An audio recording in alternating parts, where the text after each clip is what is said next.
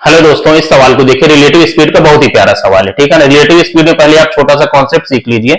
जब भी आप अपोजिट डायरेक्शन में मूव करेंगे, मतलब एक दूसरे के विपरीत आप मूव करेंगे, तो जो रिलेटिव स्पीड होती है तो उसमें स्पीड आपकी ऐड हो जाती है, ठीक है ना। आपको ये पता होना चाहिए। अब इस सवाल को आप देखिए। इस सवाल में आपसे क्या कह रहा है, एक ट्रेन विपरीत दिशा में समान चाल से चल रही दूसरी ट्रेन को 5 सेकंड में पार कर दी है, ठीक है ना। देखो, दोनों ट्रेनों की जो चाल है वो आपकी सेम है, तो हमने मान लिया कि पहले की आपकी 4 है स्पीड और दूसरी की भी आपकी 4 है, ठीक है ना। अब देखो, अब सवाल में आगे क्या कर रहा है, यदि पहली ट्रेन की चाल को हम 2 गुना कर दें और दूसरी ट्रेन की चाल को आधा कर दें, ठीक है ना।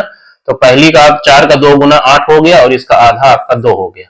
तो कितने समय में एक दूसरे को पार करेंगे, ठीक है ना। तो अगर आप समझ पा रहे हो तो दोनों ट्रेनें सेम डिस्टेंस आपकी ट्रेवल कर रही हैं, ठीक है ना। तो देखो, हम डिस्टेंस ही लिख रहे हैं, ठीक है ना। डिस्टेंस क्या होता है, स्पीड इंटू में आपका टाइम, और स्पीड क्या होगी यहाँ पे, रिलेटिव स्पीड।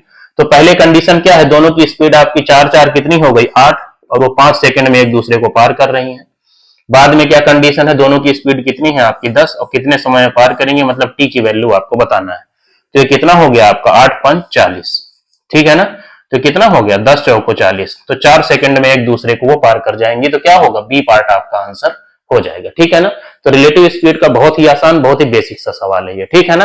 और देखो, वैल्यूज आपको ऐसे ही मानना है जिससे फ्रैक्शन ना बने, तभी आप उसको जल्दी कर पाएंगे, ठीक।